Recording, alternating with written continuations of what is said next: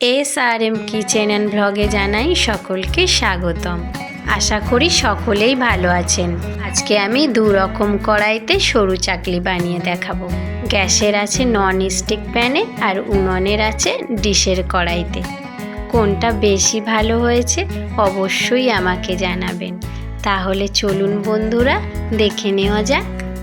সারা রাত বিউলির ডালটাকে ভিজিয়ে রেখেছিলাম, ধুয়ে পরিষ্কার করে নিয়েছি। এবার ডালটাকে পেস্ট করে নেব।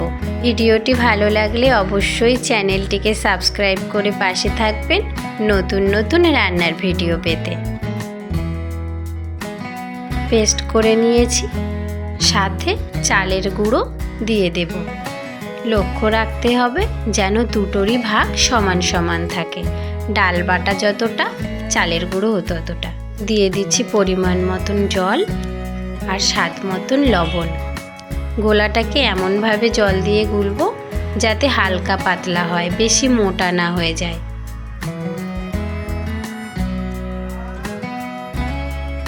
প্রথমে অল্প করে জল দিয়ে ভালো করে মাখিয়ে নিলাম। এরপর পরিমাণ মতন জল দিয়ে হালকা পাতলা গোলাটা বানিয়ে নেব। দেখুন এরকম হালকা পাতলা গোলাটাকে বানিয়ে নিয়েছি। এবার গ্যাসের আঁচে একটি নন স্টিক তাওয়াতে তেল মাখিয়ে নিয়ে 1 হাতা পরিমাণে গোলাটা দিয়ে হাতার পিছন দিয়ে সমান গোল করে দেব।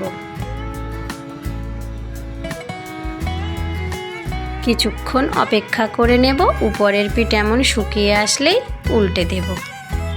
আবার কিছুক্ষণ অপেক্ষা করে নামিয়ে ফেলব।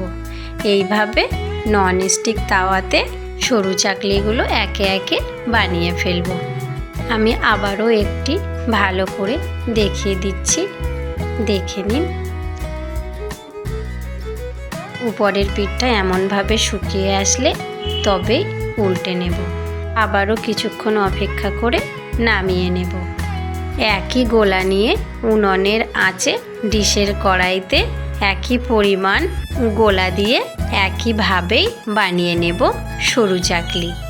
কড়াইতে আমি আগে থেকে একটু তেল মাখিয়ে নিয়েছিলাম। আবারও একটু তেল দিয়ে উল্টিয়ে নামিয়ে নেব।